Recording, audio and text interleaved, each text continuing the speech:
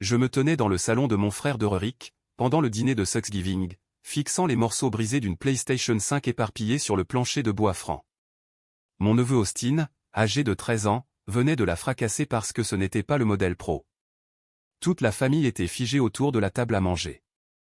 La mère d'Austin, ma belle-sœur, Linda, sirotait calmement son café comme si rien ne s'était passé. Derek se tourna vers moi, son expression était froide et dure. Il croisa les bras et me dit, « Tu as 5 minutes pour t'excuser auprès de mon fils. » Pendant 3 ans, j'avais payé son hypothèque et financé son entreprise. À ce moment-là, quelque chose s'est finalement brisé en moi. Le silence dans la pièce était suffocant. Tout le monde me fixait, attendant de voir ce que j'allais faire. Mon esprit s'est emballé, remontant le temps pour essayer de comprendre comment nous en étions arrivés là. Comment ma générosité s'était-elle transformée en ce cauchemar? Il y a 3 ans, Derek a perdu son emploi. Il travaillait comme directeur marketing pour une entreprise de taille moyenne à Denver, lorsque celle-ci a procédé à des licenciements massifs. Derek avait alors 42 ans, avec une femme, un fils de 10 ans, et une hypothèque de $2400 chaque mois. Quand il m'a appelé ce soir-là, sa voix tremblait. Je n'ai pas hésité. J'avais bien réussi dans le développement immobilier. À 36 ans, je possédais 3 propriétés locatives, et je venais de conclure une affaire commerciale majeure. Quand Derek m'a dit qu'il ne pouvait pas payer son hypothèque, j'ai mis en place un virement automatique la même semaine. $2400 chaque mois, directement de mon compte au sien, juste le temps que je me remette sur pied. Derek avait dit, « Je te rembourserai, Sammy. Je te le promets. » Je lui ai dit de ne pas s'inquiéter. La famille s'occupe de la famille. C'est ce que nos parents nous avaient toujours appris. 6 mois plus tard, Derek est venu me voir avec une idée d'entreprise. Il voulait démarrer une société de conseil, aidant les petites entreprises avec leur stratégie marketing. L'idée était solide, mais il n'avait pas de capital. Il avait besoin d'argent pour des bureaux, des logiciels, et les coûts d'exploitation initiaux. Il a demandé $60 000. J'ai fait le chèque et j'ai pris 40% du capital de l'entreprise. Non pas parce que je voulais faire du profit sur mon frère, mais parce que je voulais qu'il ait une responsabilité, un véritable partenariat, quelque chose qui le motiverait à réussir. Je ne te laisserai pas tomber, a promis Derek, en me serrant la main dans sa cuisine, tandis que Linda souriait en arrière-plan. L'entreprise a grandi. En 1 an, Derek dégageait des revenus décents. Pas assez pour être riche, mais assez pour vivre confortablement, assez, pensais-je, pour commencer à rembourser une partie de ce que j'avais investi. Mais Derek n'a jamais mentionné de remboursement. Chaque fois que je le voyais lors des dîners de famille, il parlait de nouveaux clients, de plans d'expansion, et de croissance future, jamais de régler ses dettes. Je n'ai jamais insisté. Je me disais qu'il était toujours en train de construire, toujours en train de s'établir. Les paiements hypothécaires ont continué, automatiques et incontestés, $86 400 sur 36 mois. J'avais suivi chaque paiement, bien que je ne l'ai jamais mentionné. Mais pendant que l'entreprise de Derek se développait, quelque chose d'autre grandissait également, le sentiment de droit d'Austin. Quand Austin avait 10 ans, il était un enfant relativement normal. Un peu gâté, peut-être, mais quel enfant ne l'est pas de nos jours? Mais à l'adolescence, quelque chose a changé. Linda a commencé à appeler cela, lui permettre de s'exprimer. J'ai appelé cela, le laisser devenir un monstre. Lors des réunions de famille, Austin interrompait les conversations d'adultes sans conséquence. Il exigeait des repas spécifiques, refusait d'aider à nettoyer, et faisait des cris s'il n'obtenait pas ce qu'il voulait. Linda souriait avec indulgence, et disait des choses comme « il développe son indépendance » ou « nous ne croyons pas qu'il faille forcer les enfants à se conformer à des règles sociales arbitraires ». Derek la soutenait entièrement. Quand ma mère a doucement suggéré qu'Austin devrait peut-être dire « s'il vous plaît » et « merci », Derek s'est irrité. Nous l'élevons pour qu'il ait du respect de soi, maman, pas pour qu'il fasse preuve de politesse pour le confort des autres. J'ai mordu ma langue. Ce n'était pas mon enfant, ce n'était pas ma place d'interférer, mais j'ai remarqué. J'ai remarqué comment Austin n'aidait jamais à porter la vaisselle à la cuisine. J'ai remarqué comment il restait assis à table, sur son téléphone, pendant que tout le monde nettoyait après les repas. J'ai remarqué comment il parlait à sa grand-mère avec un manque de respect désinvolte, et personne ne le corrigeait. Il y a 2 mois, j'ai acheté une PlayStation 5 à Austin pour son 13e anniversaire. La console seule coûtait 5 cents. Je l'ai emballée soigneusement, j'ai écrit une carte sincère expliquant à quel point j'étais fier de le voir grandir, et je la lui ai présentée lors de sa fête d'anniversaire. Austin a déchiré le papier cadeau, a jeté un coup d'œil à la boîte, et a dit « Cool ». C'était tout. Pas de merci. Pas de câlin. Il a pris la boîte et a disparu dans sa chambre. Linda l'a appelé « Qu'est-ce qu'on dit, chérie ?» La voix étouffée d'Austin est venue de l'étage « Merci, je suppose ». Linda s'est tournée vers moi et a haussé les épaules « Les adolescents, n'est-ce pas ?» J'ai souri poliment et je n'ai rien dit. Mais quelque chose s'est endurci en moi ce jour-là. Maintenant, debout dans le salon de Derek, avec des morceaux de PlayStation éparpillés sur le sol, j'ai compris ce qu'était cette dureté. C'était mon respect de moi-même, qui se calcifiait enfin après des années d'être dissous par une loyauté mal placée. Derek toucha l'écran de son téléphone. Je mets un minuteur. 5 minutes. Sammy, excuse-toi d'avoir embarrassé mon fils avec le mauvais cadeau, ou quitte ma maison. J'ai regardé le minuteur décompté. 4 minutes et 38 secondes. 4 minutes et 37, 4 minutes et 36. Tu veux que je m'excuse, ai-je demandé doucement. Derek hocha la tête, ses bras toujours croisés. Austin était assis sur le canapé derrière lui, déjà de retour sur son téléphone, complètement indifférent à la destruction qu'il avait causée. Linda posa sa tasse de café et me regarda avec une expression que je ne peux décrire que comme une attente patiente, comme une enseignante qui attend qu'un élève l'en comprenne un concept simple. Sammy, dit-elle de sa voix douce et condescendante qu'elle utilisait pour expliquer les choses aux personnes qu'elle considérait moins éclairées. Tu sais, Austin avait vraiment envie du modèle Pro. Tu as blessé ses sentiments en lui offrant la version standard. Je la fixais. Est-ce que quelqu'un a pensé à me dire qu'il voulait le Pro spécifiquement? Linda haussa délicatement les épaules. Tu aurais dû demander. Tu sais à quel point Austin est pointilleux sur les choses. Ma sœur cadette, Monica, âgée de 28 ans et assise à l'autre bout de la table, a finalement pris la parole. Sa voix était calme, hésitante. Peut-être qu'Austin devrait s'excuser d'avoir cassé ce cadeau. La tête de Derek se tourna vers elle. Ne te mêle pas de ça, Monica. C'est entre Sammy et moi. Monica se recroquevilla sur sa chaise, ses joues rougissant. J'ai vu la peine dans ses yeux, et j'ai ressenti une vague de colère en son nom. Mais ce qui m'a frappé encore plus fort, c'est le silence des deux personnes assises au bout de la table. Mes parents étaient là, ma mère fixant son assiette, mon père étudiant ses mains. Aucun des deux n'a dit un mot. Aucun des deux ne m'a défendu. Aucun des deux n'a suggéré que peut-être, juste peut-être, un garçon de 13 ans brisant un cadeau d'une valeur de 5 cents était le vrai problème ici. Ils avaient peur. Peur de contredire Derek et Linda, peur de faire des vagues, peur du conflit. Et à ce moment-là, j'ai réalisé que j'étais complètement seul. À quand remonte la dernière fois où Austin m'a remercié pour quelque chose, ai-je demandé à Derek. La mâchoire de Derek se crispa. C'est un enfant, Sammy. Il n'a pas besoin de faire preuve de gratitude pour toi. Linda hocha la tête en signe d'accord. Nous l'élevons pour qu'il ait du respect de soi, pas pour qu'il rampe devant les gens pour des cadeaux. J'ai senti quelque chose de froid s'installer dans ma poitrine. J'ai payé ton hypothèque pendant 3 ans, Derek. J'ai investi 60 000 $ dans ton entreprise. J'ai offert des cadeaux à Austin pour chaque anniversaire, chaque Noël, chaque étape. Derek m'interrompit, sa voix montant. Et nous l'apprécions, mais cela ne te donne pas le droit de lui manquer de respect en lui offrant la mauvaise version de quelque chose. Comment lui ai-je manqué de respect, ai-je demandé. Austin, toujours en train de faire défiler son téléphone, a marmonné assez fort pour que tout le monde entende. Tu es radin, oncle Sammy. Tout le monde sait que le Pro est bien meilleur. Tu n'as juste pas voulu dépenser l'argent supplémentaire. Linda ne l'a pas corrigé. Derek ne lui a pas dit que c'était inapproprié. Mes parents ont continué leur étude silencieuse de la table devant eux. Derek vérifia son minuteur de téléphone. 2 minutes, Sammy.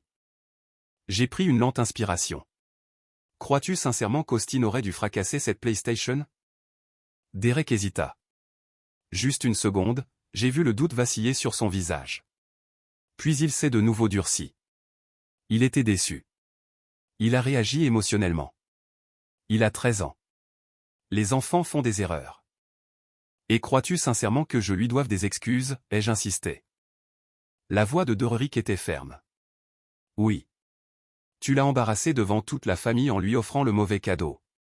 Tu lui as donné l'impression que tu ne te souciais pas assez de prêter attention à ce qu'il veut réellement. Le minuteur affichait une minute restante. J'ai sorti mon téléphone et j'ai ouvert mon application bancaire. Mes mains étaient stables, mon esprit soudainement limpide. J'ai navigué jusqu'à mon historique de transactions et j'ai tourné l'écran vers Derek. Avant de répondre, dis-je calmement, je veux m'assurer que nous soyons clairs sur les faits. Derek regarda l'écran. Son visage devint pâle. Là, en rangée nette, se trouvaient 36 transactions, 2400 $ chaque mois pendant 3 ans. Total, 86 400 $. La bouche de Derrick s'ouvrit, mais aucun son n'en sortit. Il bégaya, quoi? Qu'est-ce que tu fais? Je m'assure juste que nous soyons sur la même longueur d'onde concernant la situation, dis-je. Ma voix était calme, mais chaque personne dans cette pièce m'entendit clairement. Le minuteur sonna. L'alarme du téléphone de Derrick retentit de façon stridente dans le silence. Il tâtonna pour l'éteindre, ses yeux toujours fixés sur l'écran de mon application bancaire.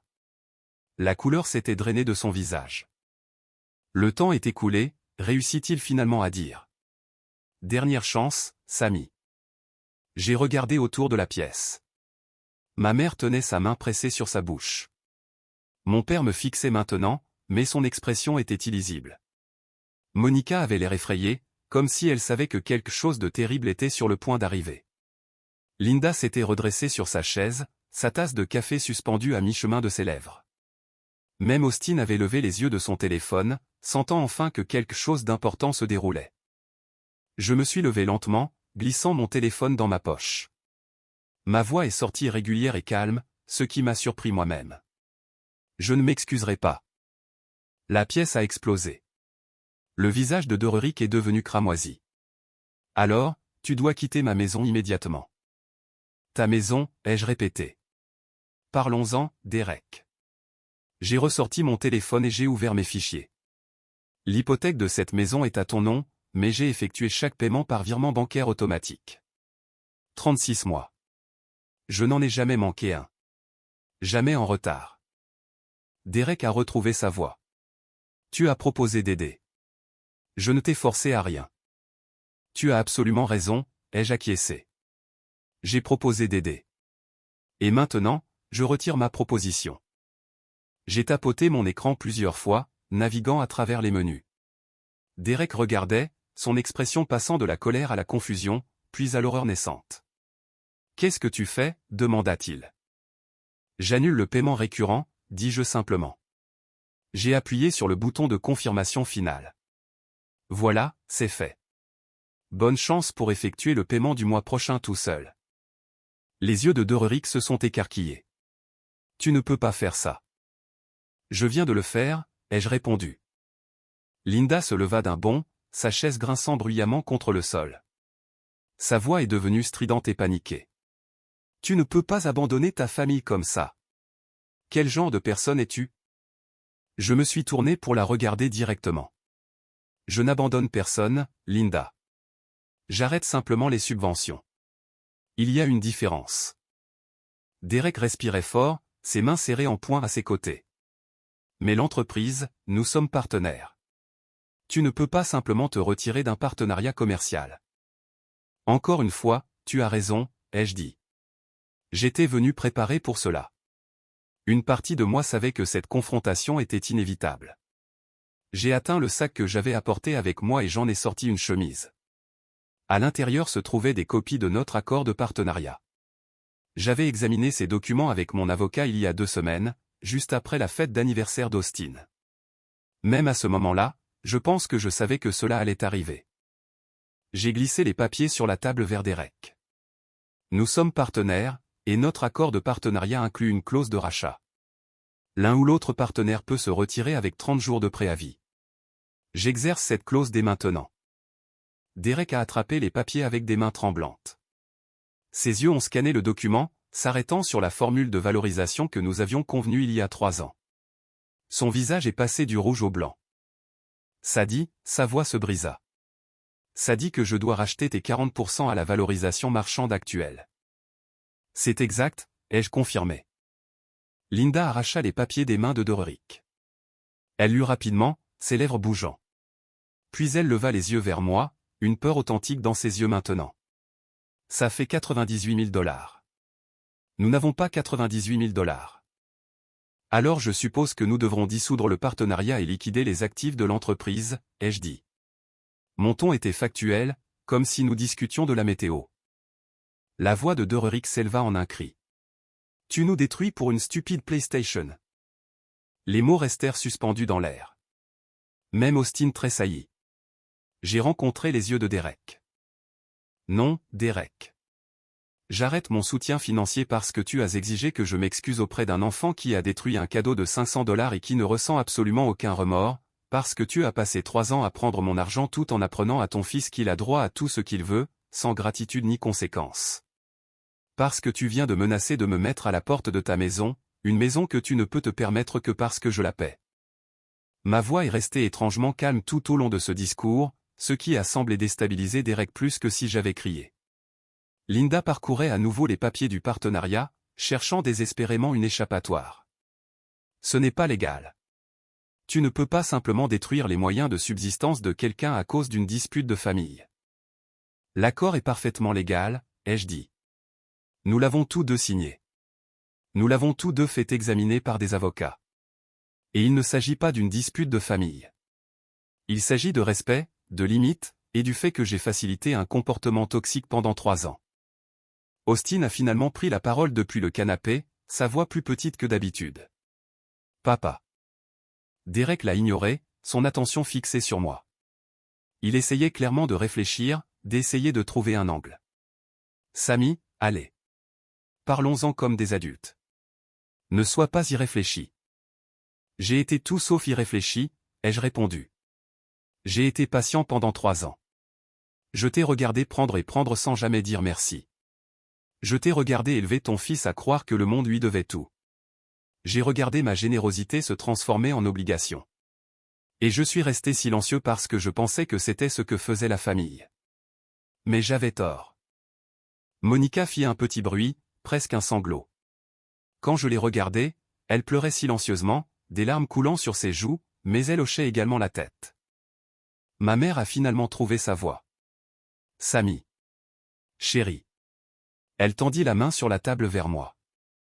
Peut-être que tu réagis de manière excessive. Ce n'est que de l'argent. La famille est plus importante que l'argent. J'ai eu l'impression que quelqu'un m'avait planté un couteau dans la poitrine. Ma propre mère. Prenant le parti de Derek. Réduisant 3 ans de soutien financier, 86 000 $ de paiements hypothécaires, 60 000 $ d'investissement commercial à « juste de l'argent ». Juste de l'argent, ai-je répété doucement. D'accord. J'ai ramassé mon sac et j'ai marché vers la porte. Derrière moi, j'ai entendu la voix de Derek, essayant toujours de garder le contrôle. Où vas-tu? Nous n'avons pas fini de parler de ça. Je me suis arrêté à la porte et je me suis retourné. En fait, si. Tu recevras une notification formelle de dissolution de partenariat de mon avocat d'ici 48 heures. Tu as 30 jours pour me racheter ou accepter la liquidation. Si tu ne fais ni l'un ni l'autre, je forcerai la vente de tous les actifs de l'entreprise. Tu ne peux pas faire ça, cria Linda. Regarde-moi faire, ai-je dit, et je suis sorti. Je suis resté assis dans ma voiture, dans l'allée de Derrick, pendant 1 minute complète avant de démarrer le moteur. Mes mains agrippaient le volant si fort que mes jointures sont devenues blanches. Je m'attendais à ressentir de la colère, de la tristesse, ou du regret. Au lieu de cela, j'ai ressenti quelque chose que je n'avais pas éprouvé depuis des années, du soulagement. J'ai conduit chez moi en silence, sans même allumer la radio.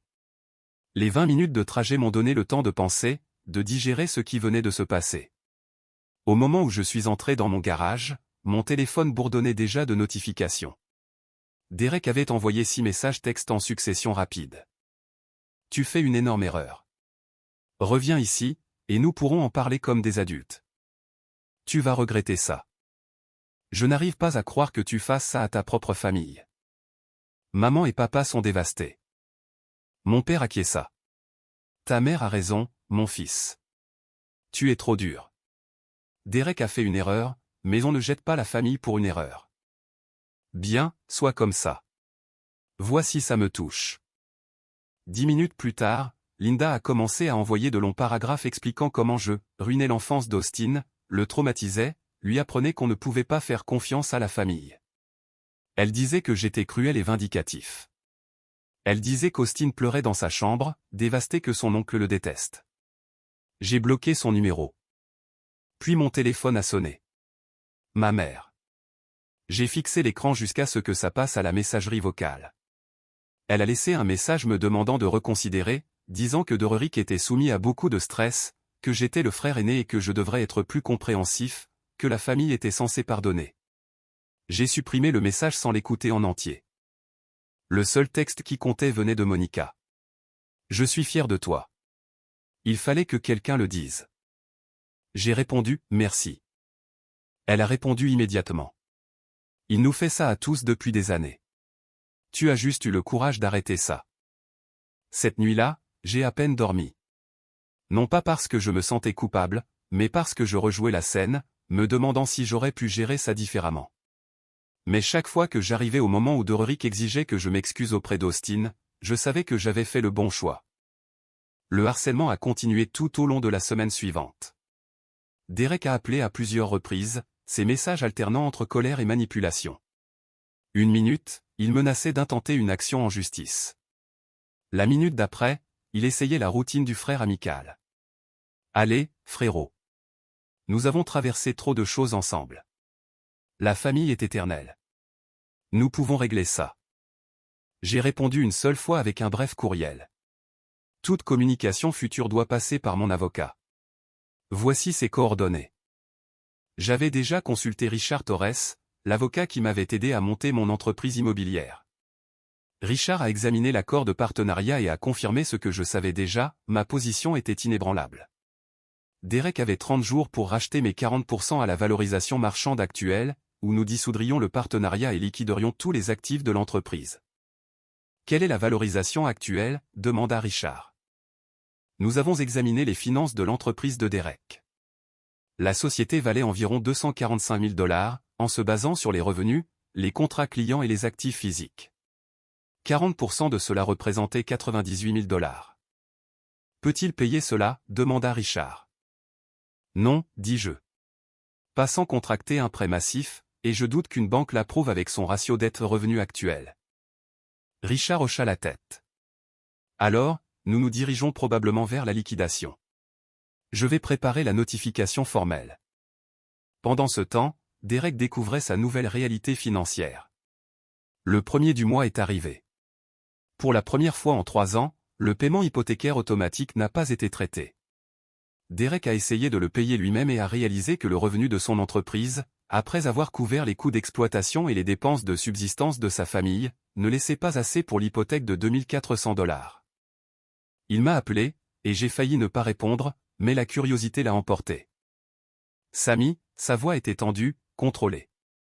J'ai besoin que tu fasses un paiement hypothécaire de plus.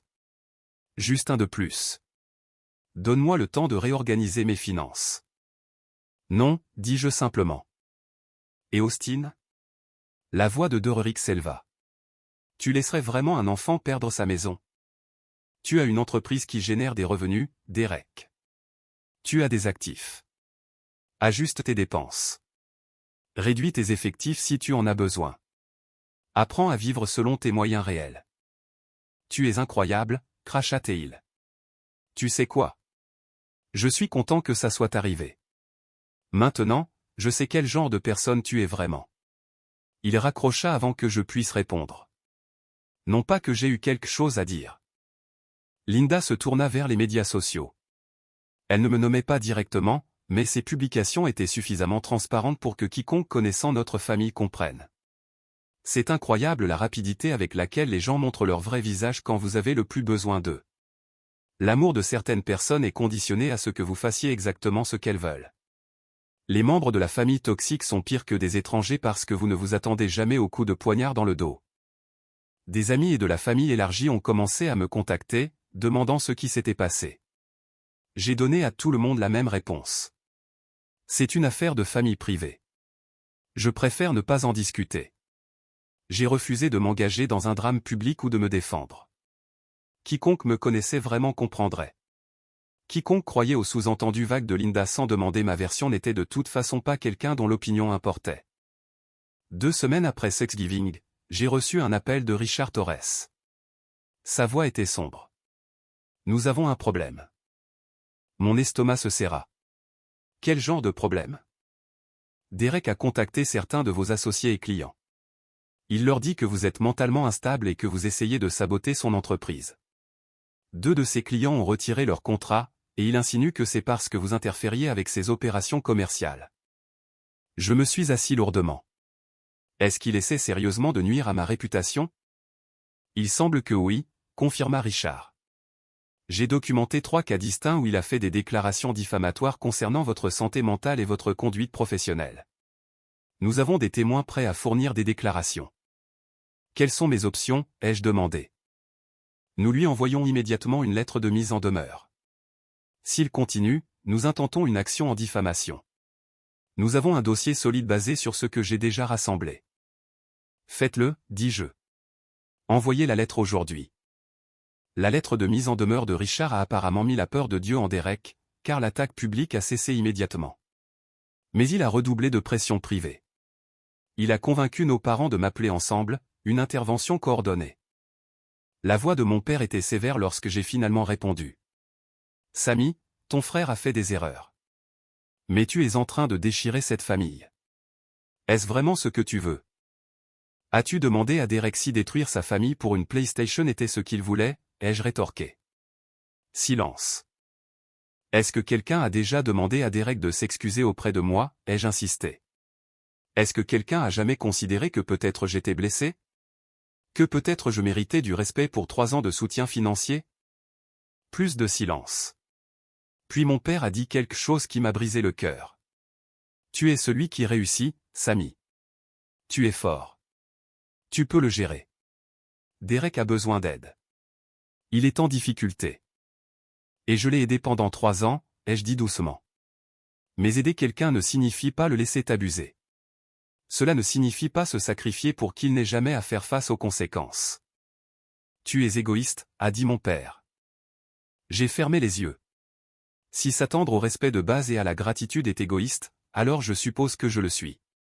J'en ai assez d'être le distributeur automatique de la famille, papa. J'en ai assez d'être tenu pour acquis. J'ai raccroché. La date limite de 30 jours approchait. Derek n'avait toujours pas produit l'argent de rachat. Richard a déposé une motion pour la liquidation forcée des actifs du partenariat, ce qui incluait la liste des clients, les contrats en cours, les comptes bancaires de l'entreprise et les biens physiques. Derek a paniqué.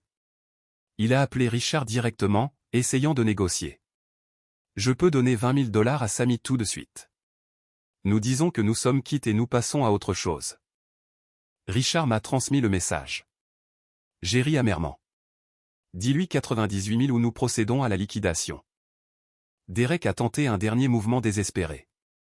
Un samedi après-midi, 3 semaines après Thanksgiving, ma sonnette a retenti. J'ai regardé à travers la caméra de sécurité et j'ai vu Derek debout sur mon porche avec Austin. J'ai ouvert la porte mais ne les ai pas invités à entrer. Derek avait l'air hagard. Il avait perdu du poids, et il y avait des cernes sous ses yeux. Austin se tenait légèrement derrière lui, l'air mal à l'aise et évitant mon regard. « Pouvons-nous parler ?» demanda Derek. « Tu peux dire ce que tu as à dire de là ?» ai-je répondu. Derek prit une inspiration. Puis il posa sa main sur l'épaule d'Austin et le poussa légèrement vers l'avant. « Austin a quelque chose à te dire. » Le gamin avait l'air misérable. Il avait clairement été briefé. Il marmonna, « Oncle Sammy, je suis désolé d'avoir cassé la PlayStation. Pouvons-nous revenir à la normale ?» L'excuse était creuse, scénarisée, vide de remords sincères. Derek ajouta rapidement. « Tu vois, il s'est excusé. Il comprend ce qu'il a mal fait. Maintenant, nous pouvons passer à autre chose et redevenir une famille. Tu peux arrêter cette histoire de liquidation, et nous pourrons tous aller de l'avant. » J'ai regardé Austin et j'ai ressenti quelque chose d'inattendu, pas de la sympathie, pas l'envie de céder et de tout arranger. J'ai ressenti du dégoût. Dererick utilisait son fils comme monnaie d'échange. Il avait traîné ce garçon de 13 ans chez moi pour me manipuler émotionnellement, pour exploiter le peu de lien oncle-neveu qui pouvait rester. Austin était un accessoire dans la tentative désespérée de Dererick d'éviter les conséquences. Non, dis-je simplement. Le visage de Dererick se renfrogna. Que veux-tu dire par non? Il s'est excusé. Il a dit des mots que tu lui as dit de dire, ai-je répondu. Ce n'est pas une excuse. C'est une performance. Et je ne suis plus intéressé par les performances. Après tout ce que j'ai fait pour toi, explosa Derek. Après toutes les fois où j'ai été là pour toi en grandissant, après t'avoir protégé quand nous étions enfants, c'est comme ça que tu me rembourses? Je le fixai. Que as-tu fait exactement pour moi, Derek? Il ouvrit la bouche, la ferma, l'ouvrit de nouveau. Aucun mot n'en sortit. Dis-moi, ai-je insisté. Au cours des 3 dernières années, qu'as-tu fait pour moi à part prendre mon argent? Il ne pouvait pas répondre. Son visage traversa des cycles d'émotions, colère, frustration, désespoir. Finalement, il cria « Je suis ton frère ». Ça devrait suffire. J'ai reculé et j'ai fermé ma porte au nez. À travers la fenêtre, je les ai regardés marcher jusqu'à la voiture de Dererick. Austin a regardé en arrière une fois, et nos yeux se sont rencontrés. Puis ils sont partis. La liquidation de l'entreprise a progressé. Richard a engagé un évaluateur indépendant pour évaluer l'entreprise de Derek, et le processus a été clinique et approfondi. Les actifs ont été catalogués.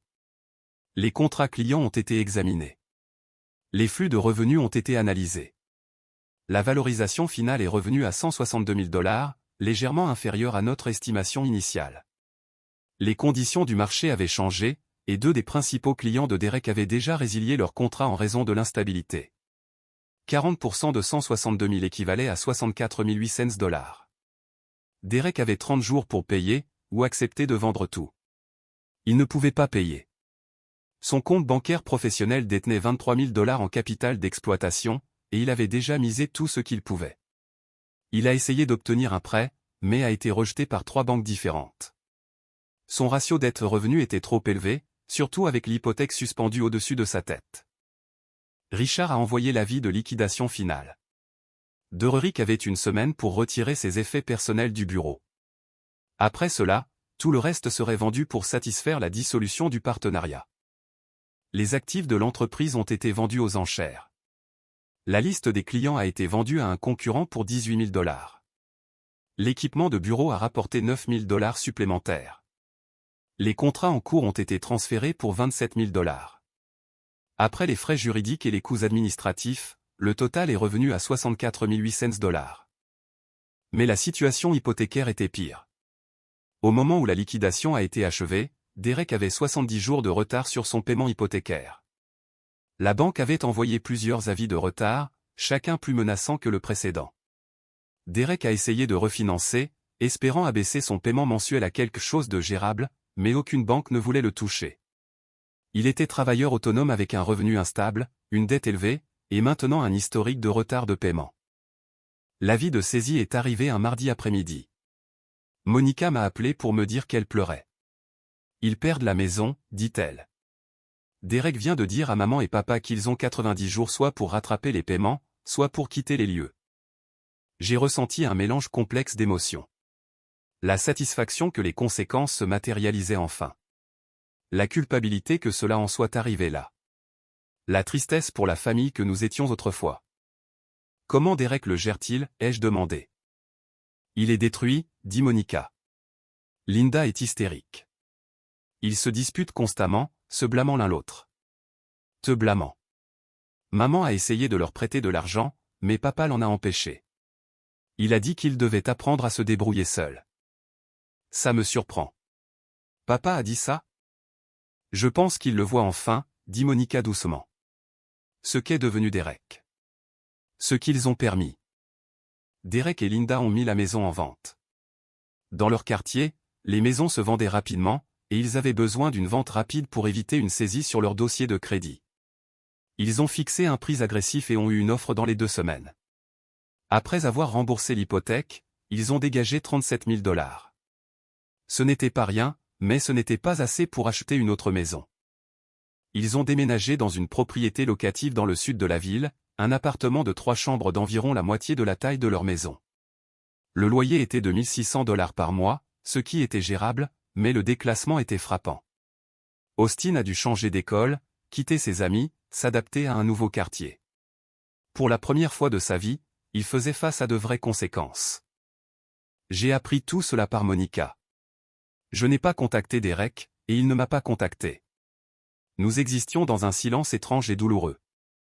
Puis, environ 6 semaines après leur déménagement, quelque chose d'inattendu s'est produit. J'étais à l'épicerie un samedi matin, ramassant du café et des œufs, lorsque j'ai tourné le coin d'une allée et failli percuter Austin. Il était seul, poussant un chariot avec des produits de base. Il avait l'air différent, plus mince, peut-être plus sobre. Il m'a vu et s'est figé. « Oncle Sammy. »« Austin » ai-je répondu de manière neutre. Il a jeté un coup d'œil autour de lui, vérifiant que nous étions seuls. Puis il m'a regardé avec une expression que je n'avais jamais vue sur son visage auparavant, la honte. « Je suis vraiment désolé, dit-il. Pas parce que mon père m'a forcé à le dire, parce que j'ai été un total crétin. » Je l'ai étudié attentivement. Cela ne semblait pas répété. Sa voix tremblait légèrement, et il ne pouvait pas tout à fait croiser mon regard. « Qu'est-ce qui a changé ?» ai-je demandé. La mâchoire d'Austin trembla. « Tout. Nous avons perdu la maison. J'ai dû quitter mon école.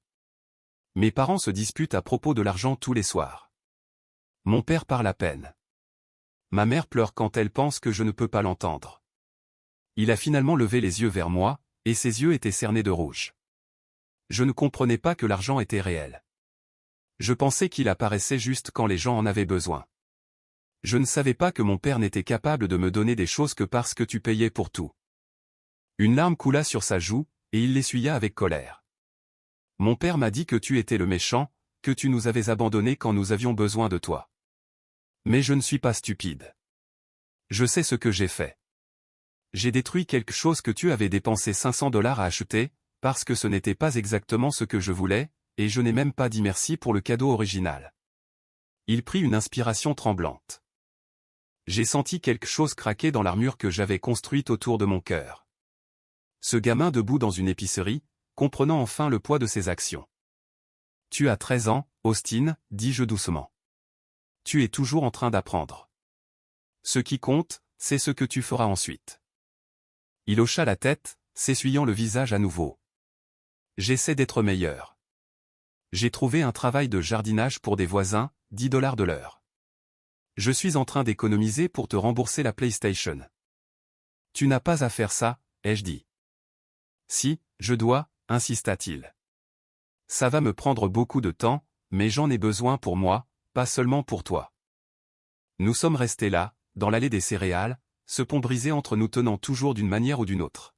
« Je devrais y aller, » dit Austin. « Ma mère m'attend dans la voiture, mais je suis content de t'avoir croisé. Je voulais te dire ça depuis des semaines. »« Prends soin de toi, Austin, » dis-je. Il hocha la tête et s'éloigna, poussant son chariot vers la caisse. Je suis resté là plusieurs minutes après son départ, ressentant quelque chose que je n'avais pas ressenti depuis des semaines, de l'espoir. Pas pour la réconciliation nécessairement, mais pour la croissance, pour le changement, pour la possibilité que la douleur puisse enseigner plutôt que simplement détruire. Mon téléphone sonna. « Monica. Tu as besoin de savoir quelque chose, dit-elle sans préambule. Maman a eu une alerte de santé. Elle va bien, mais elle est allée aux urgences hier soir avec des douleurs thoraciques. » Mon estomac se serra. Que s'est-il passé? Des symptômes cardiaques induits par le stress. Pas une crise cardiaque, mais le médecin a dit que c'était un avertissement. Tout ce drame familial la rend littéralement malade. J'ai fermé les yeux. Comment va-t-elle maintenant? Elle se repose à la maison. Mais Sammy, elle demande une réunion de famille. Elle veut que tout le monde se réunisse. Elle dit que nous devons parler, vraiment parler, avant que cela ne nous détruise tous. Je suis resté silencieux pendant un long moment. Elle a déjà accepté. Tout comme papa et Linda. Ils ont peur, Sammy. L'alerte de santé de maman a secoué tout le monde. J'ai pris une profonde inspiration. D'accord. Quand et où? Demain après-midi. 14 heures. Il y a un dîner sur Maple Street. Territoire neutre. Viendras-tu? J'ai pensé à Austin à l'épicerie, aux larmes sur son visage. À ma mère à l'hôpital. Aux 3 années de donner et de prendre, sans jamais vraiment communiquer. Oui, dis-je. Je serai là. Je suis arrivé au dîner 15 minutes en avance. C'était un petit endroit familial, avec des banquettes en vinyle rouge et des sols à damier noir et blanc. J'ai choisi une grande banquette dans le coin arrière et j'ai commandé un café que je n'ai pas bu. Monica est arrivée ensuite, se glissant dans la banquette à côté de moi. Elle m'a serré la main sous la table. « Merci d'être venue », a-t-elle murmuré. « Comment va vraiment maman ?» ai-je demandé. Effrayée, a admis Monica. Le médecin lui a dit qu'elle devait réduire le stress, ou elle risquait un véritable événement cardiaque. Papa est un désastre. Je pense qu'il a finalement compris que cette famille pourrait se briser définitivement. Mes parents sont arrivés ensemble. La main de mon père protectrice sur le coude de ma mère. Elle semblait plus frêle que dans mes souvenirs, plus âgée d'une certaine manière. Quand elle m'a vu, des larmes ont rempli ses yeux. Samy, souffla-t-elle. Je me suis levé et je l'ai serrée dans mes bras avec précaution. Elle se sentait petite dans mes bras. Je suis content que tu ailles bien, maman, dis-je sincèrement. Je suis désolé, murmura-t-elle dans mon épaule. Je suis tellement désolé. Nous nous sommes assis, mes parents en face de Monica et moi. La serveuse est passée, et tout le monde a commandé du café. Nous avons fait des bavardages maladroits sur la météo, les rénovations du dîner, tout sauf l'éléphant dans la pièce. Puis Derek et Linda sont arrivés. Derrick avait l'air pire que lorsqu'il s'était présenté chez moi avec Austin. Ses vêtements pendaient plus lâchement, et ses cheveux grisonnaient aux tempes. Linda ne portait pas de maquillage, ce que je n'avais jamais vu auparavant. Son apparence polie habituelle était partie, remplacée par l'épuisement. Ils se sont glissés dans la banquette à côté de mes parents. Pendant un long moment, personne n'a parlé. Le silence était lourd, chargé de mois de douleur. Finalement, Derek s'est éclairci la gorge. Quand il a parlé, sa voix était rauque. Je t'ai pris pour acquis, Samy. Pendant 3 ans, je m'attendais à ce que tu sois toujours là, à ce que tu me tires toujours d'affaire, à ce que tu rendes toujours les choses plus faciles. Et je n'ai jamais dit merci. Pas vraiment. Sa voix se brisa. Je me suis dit que je méritais ton aide parce que nous sommes frères. Parce que la famille est censée prendre soin les uns des autres. Mais c'était une voix à sens unique, et je ne l'ai jamais vue jusqu'à ce que tout s'effondre. Linda parla ensuite, sa voix pleine d'émotion. Nous avons mal élevé Austin. Nous pensions que nous lui donnions confiance et indépendance. Mais nous lui apprenions en réalité qu'il n'avait pas à respecter qui que ce soit, ou à être reconnaissant pour quoi que ce soit. Elle essuya ses yeux. Le voir lutter maintenant, le voir travailler son premier emploi et comprendre ce que l'argent signifie réellement, je réalise que nous lui avons rendu un terrible disservice. Nous avions tellement peur d'écraser son esprit que nous ne lui avons jamais appris la décence humaine de base. Ma mère tendit la main à travers la table vers moi, sa main tremblante. Samy, chérie, j'ai été une lâche. J'avais tellement peur du conflit, tellement peur de perdre ma relation avec Derek et Austin, que je suis restée silencieuse quand j'aurais dû parler. J'ai choisi l'apparence de la paix plutôt que de te protéger réellement. La voix de mon père était rude d'émotion. J'ai supposé que tu étais assez fort pour le gérer. Tu sembles toujours si capable, si réussi. Je n'ai pas réalisé que tout le monde a besoin d'être défendu parfois, même les forts, surtout les forts. Il rencontra mon regard. Je me suis dit que ce n'était pas ma place d'interférer, que vous étiez des adultes capables de régler ça entre vous. Mais c'était faux. Un père devrait prendre la défense de tous ses enfants, pas choisir son camp en fonction de qui semble en avoir le plus besoin. Monica pleurait silencieusement à côté de moi, ses épaules tremblant. Je ne t'ai pas coupé les vivres pour te punir, Derek. Je t'ai coupé les vivres parce que je devais le faire. Parce que continuer comme nous le faisions était en train de me détruire. Chaque fois que je payais ton hypothèque, chaque fois qu'Austin était impoli et que tu trouvais des excuses, chaque fois que Linda expliquait son comportement, je perdais un peu plus de respect pour moi-même. J'ai regardé autour de la table. J'adorais vous aider. Je voulais vous aider, mais l'amour sans limite devient de la facilitation. Et faciliter un comportement toxique, ce n'est pas de l'amour du tout. C'est de la lâcheté déguisée en gentillesse. Derek hocha la tête, des larmes coulant sur son visage. Je le sais maintenant. Je le sais parce que je vis les conséquences. Nous sommes dans un petit appartement. Linda travaille dans la vente au détail pour la première fois de sa vie. Austin tond les pelouses pour économiser de l'argent. Et tu sais quoi? Nous allons mieux grâce à ça.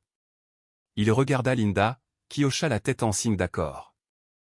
Nous nous disputons à propos de l'argent maintenant, bien sûr, continua Derek. Mais nous parlons aussi, vraiment, de priorités, de valeurs, du genre de famille que nous voulons être. Linda ajouta. Austin est différent. Il aide aux tâches sans qu'on le lui demande. Il dit s'il vous plaît et merci. La semaine dernière, il a préparé le dîner pour la famille parce que Derek et moi étions tous les deux épuisés par le travail.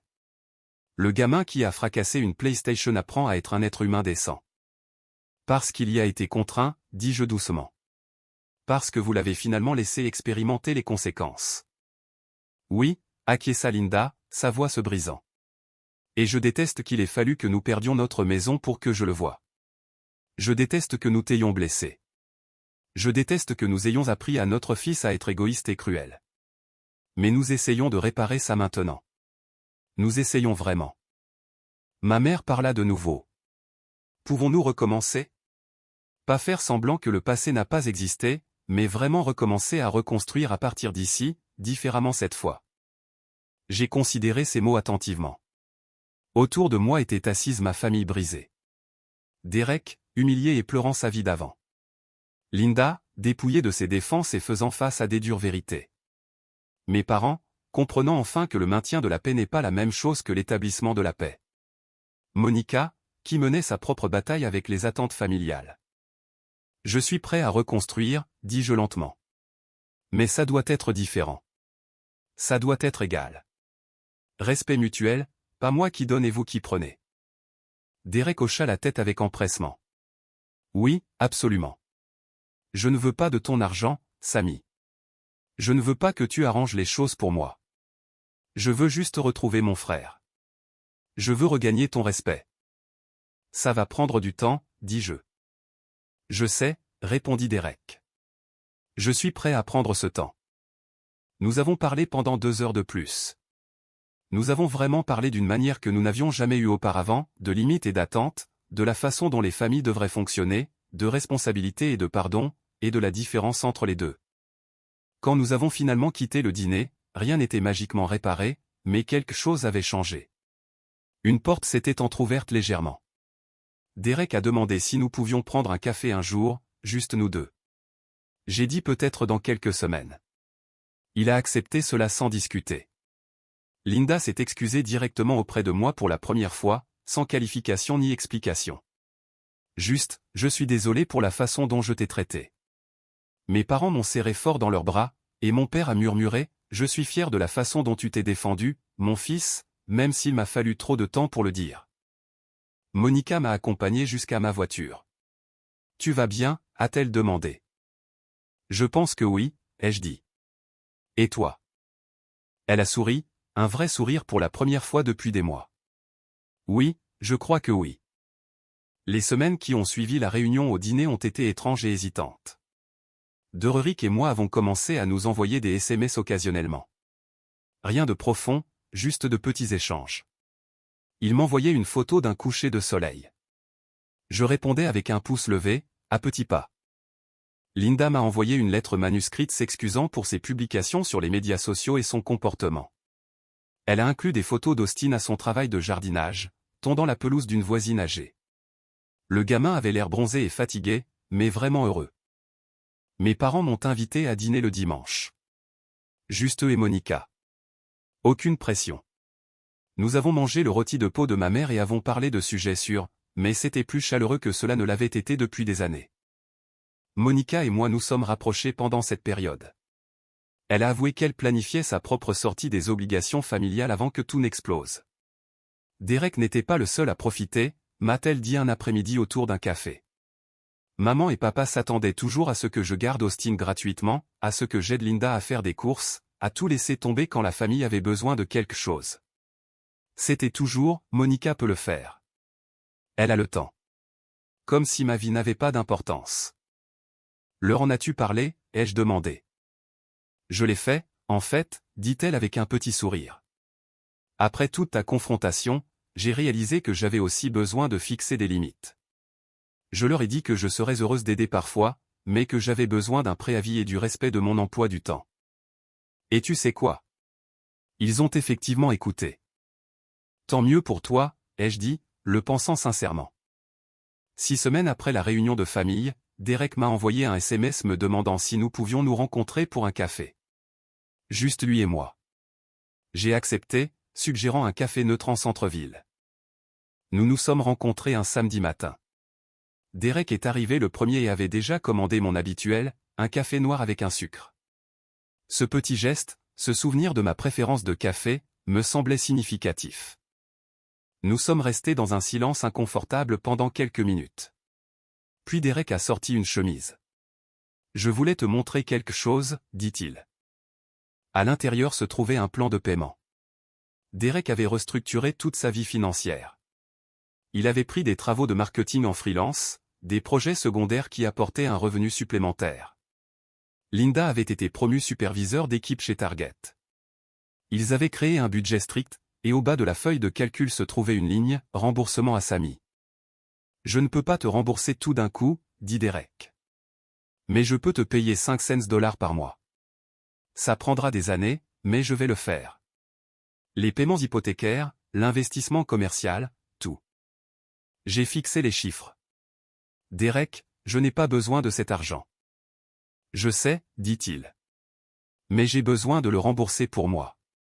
Pour pouvoir me regarder dans le miroir et savoir que je ne suis plus cette personne. La personne qui prend et ne donne jamais en retour. J'ai senti quelque chose bouger dans ma poitrine. Ce n'était pas de la manipulation. C'était une responsabilité authentique. D'accord, dis-je doucement. Si c'est important pour toi, je l'accepterai. Les yeux de Derek se sont remplis de larmes. Merci. Nous avons parlé pendant encore 1 heure. Il m'a parlé de la transformation d'Austin, de la façon dont le gamin économisait chaque centime de son travail de pelouse. La moitié était pour me rembourser la PlayStation. La moitié allait dans un compte d'épargne pour l'université. Il demande de tes nouvelles parfois, dit Derek. Il veut te voir, mais il a peur que tu le détestes. Je ne le déteste pas, ai-je dit. Je ne l'ai jamais détesté. Pourrais-tu peut-être, je ne sais pas. Lui envoyer un SMS juste pour qu'il sache que tu n'en as pas complètement fini avec lui.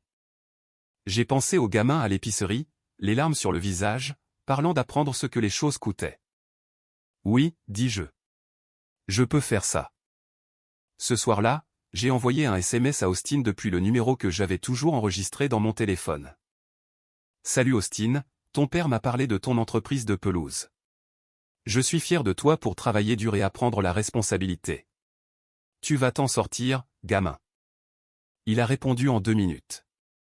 Oncle Samy, merci. J'essaie vraiment d'être meilleur. J'ai économisé $247 jusqu'à présent. $123,50 sont pour toi, et $123,50 sont pour l'université. Puis-je te voir un jour? J'ai souri à mon téléphone. Peut-être pour une glace la semaine prochaine. Au cours des mois suivants, les choses se sont lentement normalisées selon un nouveau modèle. Derek et moi nous rencontrions pour un café toutes les 2 semaines. Nous parlions d'affaires, de vie, de sport. Nous ne mentionnions pas toujours le passé, mais il était là, une fondation sur laquelle nous construisions plutôt que d'ignorer. Linda et moi avons eu une longue conversation où elle a expliqué sa philosophie parentale et a admis où cela avait mal tourné. Elle s'était tellement concentrée sur la protection de l'estime de soi d'Austin qu'elle avait oublié de construire son caractère. L'estime de soi sans compétence ou gentillesse n'est que du narcissisme, dit-elle tristement. J'ai créé un monstre et j'ai appelé ça éducation.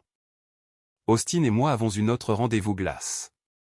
Il m'a montré son carnet d'épargne où il suivait chaque dollar gagné et chaque dépense. Le gamin qui avait fracassé une PlayStation apprenait la littératie financière à 13 ans. Je vais te rembourser les $500 complets, me dit-il sérieusement. Et ensuite, je vais économiser assez pour m'acheter une PlayStation. Pas la Pro, juste la normale. Parce que c'est bien suffisant. Je suis fier de toi, lui ai-je dit. Son visage s'est illuminé comme si je lui avais donné le monde. Puis vint l'appel qui changea à nouveau tout. C'était un mardi soir de mars, près de 4 mois après l'incident de Thanksgiving. Monica m'a appelé. Sa voix était paniquée. Sammy, maman est de nouveau à l'hôpital. Cette fois, c'est grave. Tu dois venir maintenant. Ma mère avait subi un léger accident vasculaire cérébral. Non mortel, nous assuraient les médecins, mais un signe d'avertissement significatif. Elle aurait besoin de mois de récupération, de physiothérapie, de changement de mode de vie. Toute la famille s'est rassemblée à l'hôpital. Derek et Linda, Monica, mon père et moi. Nous étions assis dans la salle d'attente, unis dans la peur et l'inquiétude. Lorsque nous avons finalement été autorisés à la voir, ma mère avait l'air petite et fragile dans le lit d'hôpital. Mais quand elle nous a vus tous ensemble, son visage s'est éclairé d'un faible sourire. « Mes bébés » murmura-t-elle. « Tous ici. »« Où serions-nous d'autres, maman » dit Derek, la voix nouée. Au cours des jours suivants, nous avons fait des tours de garde. Derek et moi avons élaboré un horaire de rotation sans nous disputer. Linda a apporté des repas faits maison pour tout le monde. Monica a coordonné avec les médecins et géré la paperasse. Nous fonctionnions comme une équipe. Un soir, j'étais seul avec ma mère dans sa chambre. Elle était éveillée, fixant le plafond. « J'ai peur, Sammy » admit-elle. « De quoi » ai-je demandé gentiment. « D'avoir gaspillé tant de temps. D'avoir presque laissé ma famille se détruire parce que j'avais trop peur de la confrontation. » J'ai pris sa main. « Tu ne l'as pas gaspillé, maman. Nous sommes ici maintenant. Nous sommes ensemble. C'est ce qui compte. » Elle serra faiblement ma main. « Tu nous as sauvés, tu sais. Quand tu es sorti ce jour-là, tu nous as forcés, nous tous, à regarder ce que nous étions devenus. » Je n'ai sauvé personne, ai-je dit. J'ai juste arrêté de faciliter le dysfonctionnement. C'est la même chose, murmura-t-elle. Une semaine plus tard, ma mère est sortie de l'hôpital avec des ordres stricts de réduire le stress, de manger plus sainement et d'assister à des séances régulières de physiothérapie. Mon père était déterminé à suivre chaque instruction à la lettre. La famille s'est réunie chez mes parents pour un dîner de bienvenue à la maison. C'était la première fois que nous étions tous ensemble depuis Thanksgiving, et le contraste était frappant. Derek a aidé à cuisiner. Linda a mis la table. Austin a proposé d'aider à la vaisselle avant que quiconque ne le demande. Monica et moi avons fait une liste de lecture de la musique préférée de ma mère. Pendant le dîner, mon père s'est levé et s'est éclairci la gorge. « Je veux dire quelque chose » a-t-il annoncé. Ces derniers mois ont été les plus difficiles que notre famille ait jamais affrontés. Nous avons failli nous perdre. Nous avons failli perdre votre mère. Sa voix se brisa. Mais nous sommes toujours là. Nous nous battons toujours. Et nous sommes meilleurs que nous l'étions. Pas parfaits, mais meilleurs. Il leva son verre d'eau. À Sammy, pour avoir eu le courage de dire assez. À Derek, pour avoir eu l'humilité d'écouter. À Linda, pour avoir été disposée à changer. À Monica, pour avoir été notre rock. Et à ma femme depuis 43 ans, pour nous avoir donné la frayeur dont nous avions besoin pour nous réveiller. Nous avons tous levé nos verres.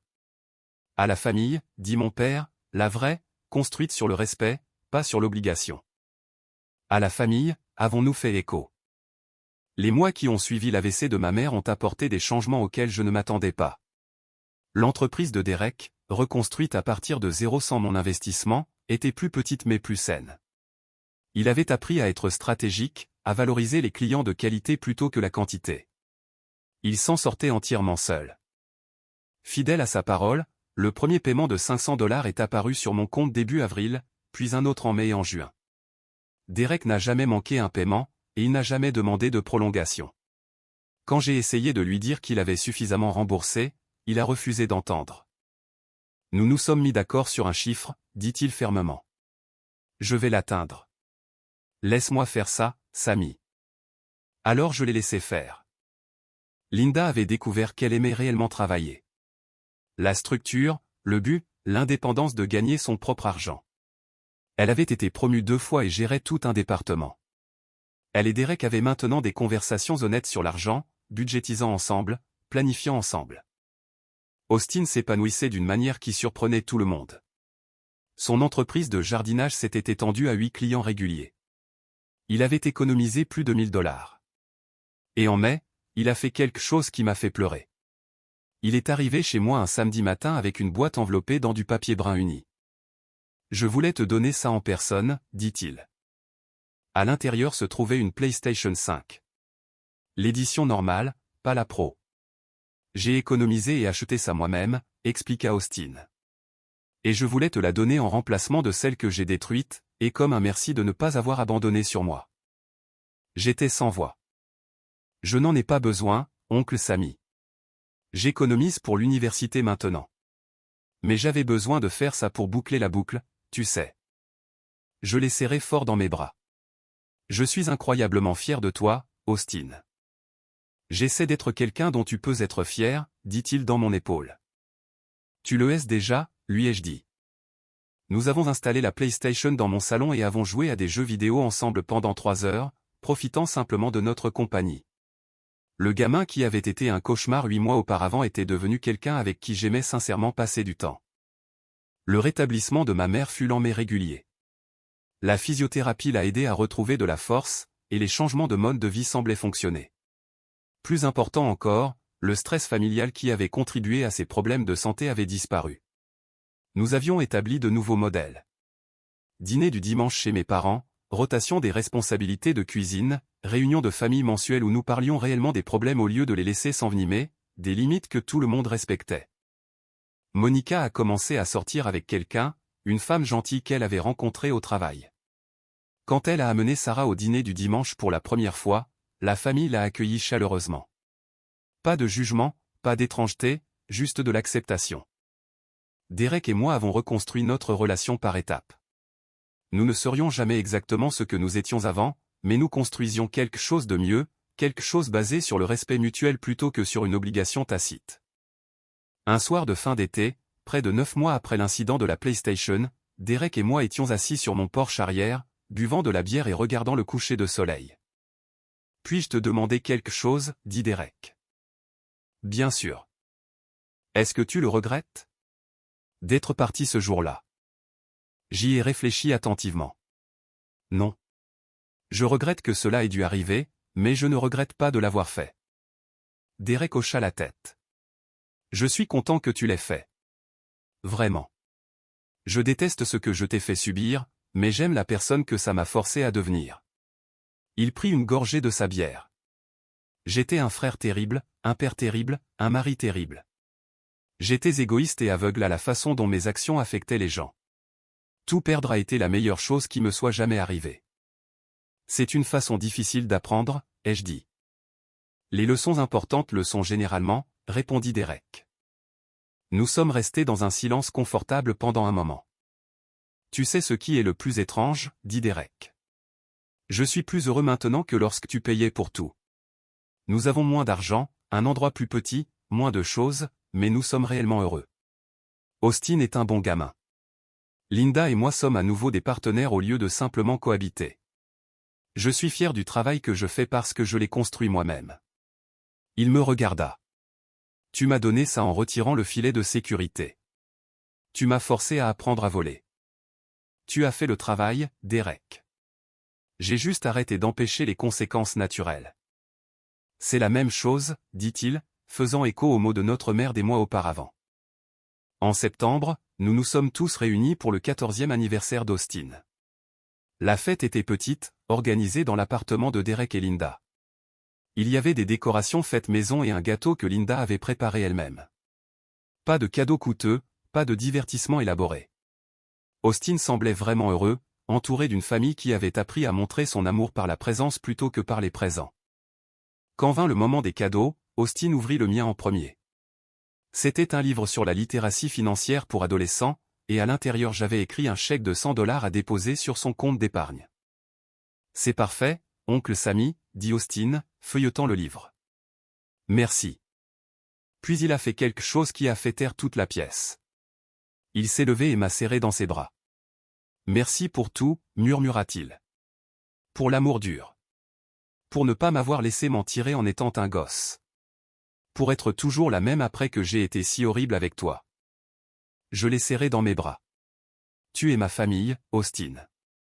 Je serai toujours là. À Noël, Derek m'a tendu une enveloppe.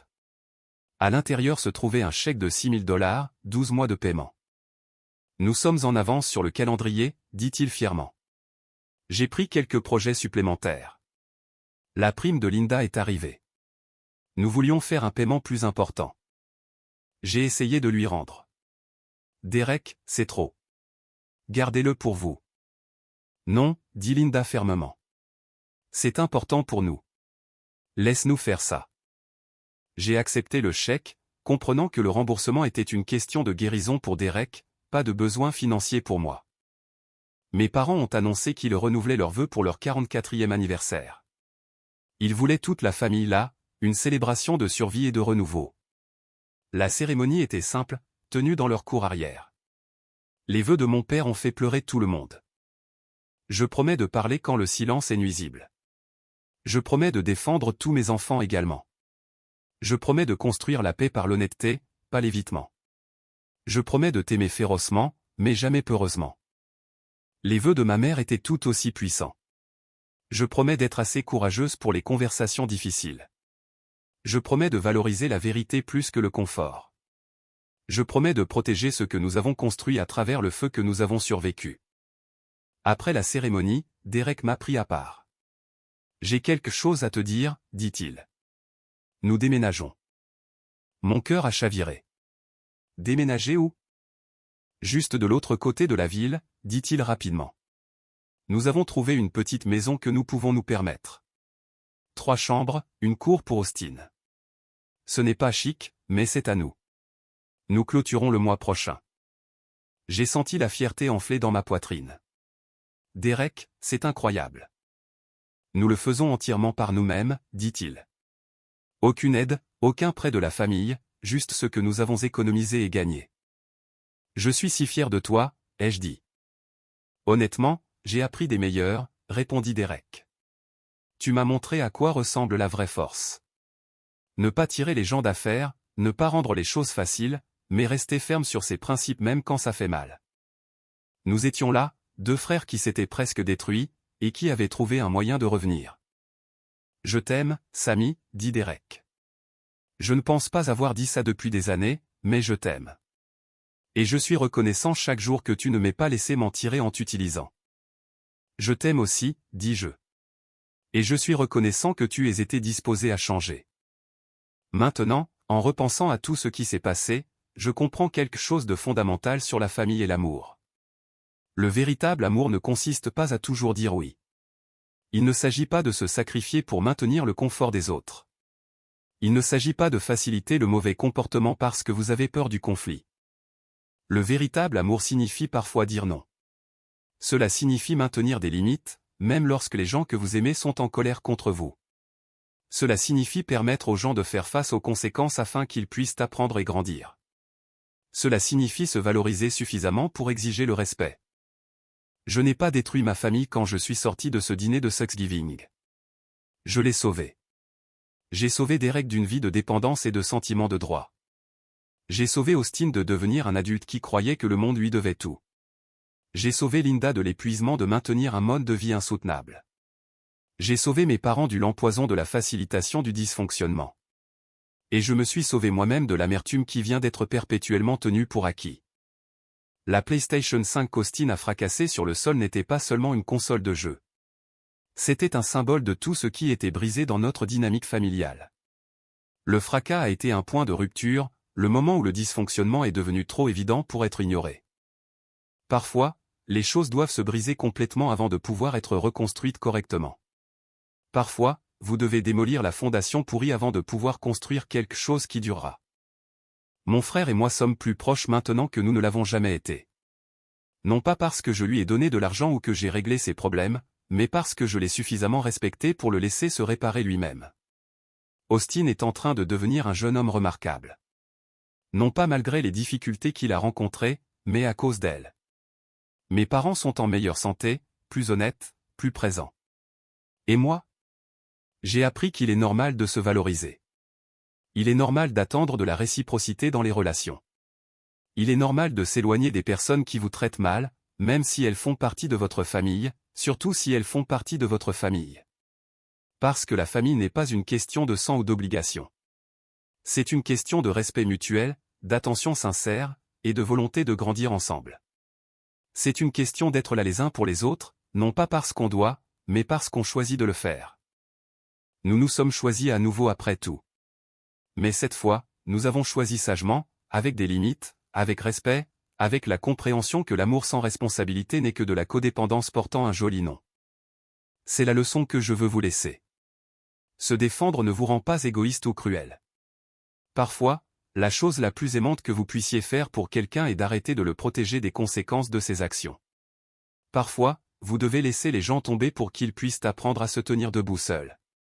Et parfois, la famille que vous sauvez en partant est la même famille à laquelle vous revenez, reconstruite et meilleure qu'avant.